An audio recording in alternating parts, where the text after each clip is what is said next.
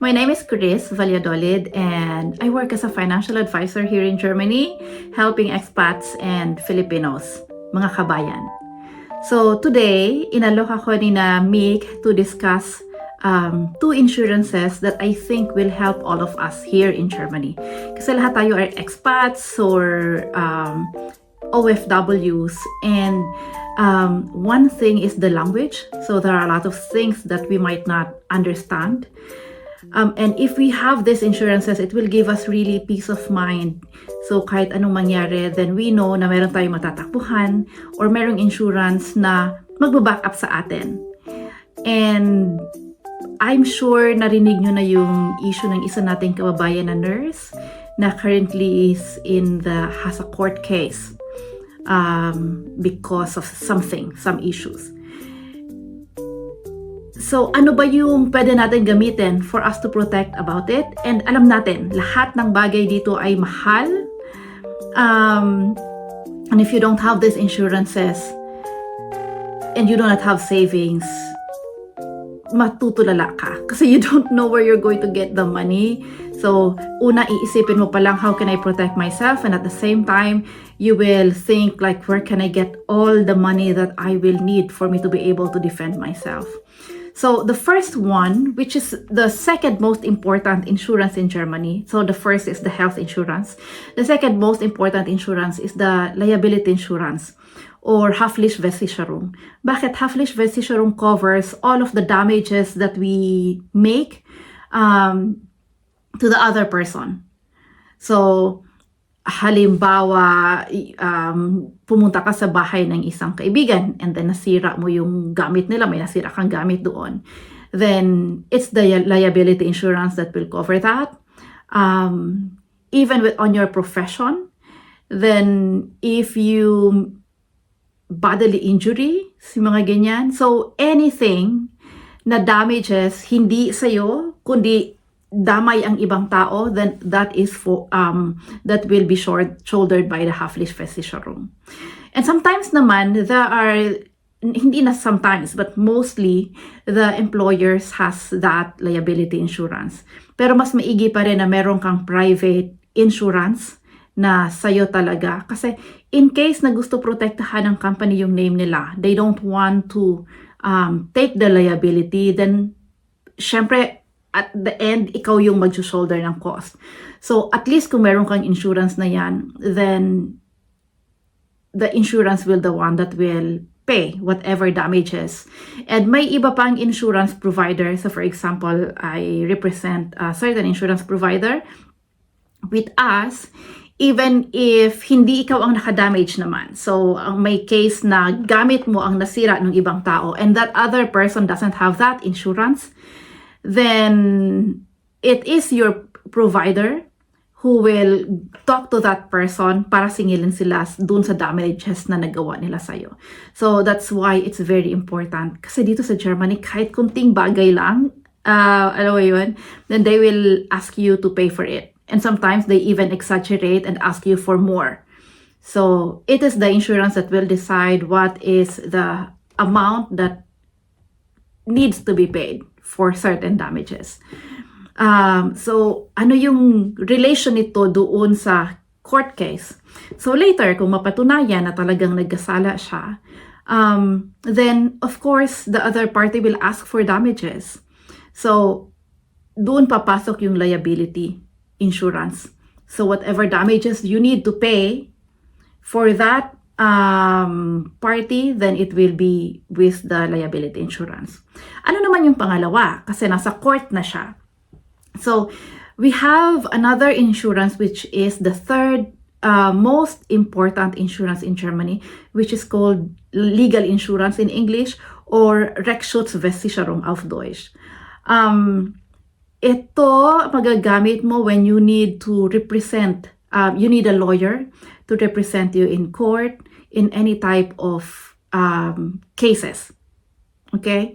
But at the same time, there are Rechtsschutzversicherung providers na they, even consultation, you can do that. So with us, there is a 24/7 consultation na you can, anytime you need them, you can talk to a lawyer. And it is included in the premium that you are paying. So for example, ako, I even get that for my family. Gamit na gamit ko siya. Kasi ayaw kong pumirma basta-basta. So every time I need to pay a certain contract, I approach a lawyer and I make them review it first just to make sure na protected ako kung ano man yung pinipirmahan ko. So there are different types of coverage for the Rechtschutz. So there is, you can either get it as a whole, as a bundle, or you can get them individually. So ano ba yung mga coverage niya? So privat. So any issues, for example, tayo mga Pilipino mahilig sa mga ano ba yan? Mga chismis. So if you have a friend na pinagchismis ka and you want to file a case for that person kasi nagsasabi siya ng maling bagay about sa'yo, then that is it's included in the privat. So privat Rechtsschutz, we have Arbeitsrechtsschutz. So if you have issues with your employer, Mieterrechtsschutz, so any issues with the landlord. And then Werkerrechtsschutz, anything that may happen on the road. So halimbawa nagbibisikleta ka and then nasagi mo yung isang kotse and then the owner of that car is asking for a damage pero hindi kayo mag-agree, then you will need a lawyer to intervene, then that's Werkerrechtsschutz. And I know one client already who had the same issue. And thank God she has a Rechtsschutzversicherung for her to be able to, mediate kasi the other party is really asking for a very high amount of money. And the last one is Internet Rechtsschutz. Kasi lahat ngayon, especially, parang lahat ng bagay can be already in the internet, di ba? So there are some things na they steal your information online or mga scammer na hack or something, then that is Internet Rechtsschutz. Kung dumaan siya sa internet, doon nila nakuha yung information mo and they stole your information there, personal information, and they spread it somewhere else, then that can be Internet Rechtsschutz. So yun yung lahat ng coverage ng Rechtsschutzversicherung, but it can be a little bit more expensive. Hindi naman masyado mahal. So for example, the whole coverage, we call it some 360 degrees, then you will pay around 30 to 50 euros depending on the provider. But you can also get them individually kung ano sa tingin mo ang topic or na gusto mong i-insure sa'yo na sa tingin, for example, Arbeit, kasi lahat naman tayo nag-work or majority of us are working. Then if you want that to be considered, to be insured, so that anytime you have question or anytime you need to consult a lawyer, you have a lawyer that will represent you or can answer your questions, then you can insure yourself with Arbeitsrechtsschutz. And then privat, if you want to anything outside of work actually can be considered as privat. So when you purchased something on the store and you want to make a claim because what you purchase is not exactly the same like what is advertised, then that is also privat. So yun yung dalawa na yun. And going back again to this kababayan natin na merong issue, if she has Rechtsschutzversicherung, then the Rechtsschutzversicherung will cover all of the cost for the lawyer, all of the court proceedings. So yun yung kino-cover ng Rechtsschutz. So bakit yung dalawa na yun ang importante? Because Rechtsschutz will cover the cost for the lawyers and all court proceedings, but in case of damages, then it's the liability insurance that will pay for it. Okay? So those are the two most important. And if you want, yun, I hope that clear na sa inyo ngayon. And if you want to learn more about it, understand more about it, then feel free to contact me.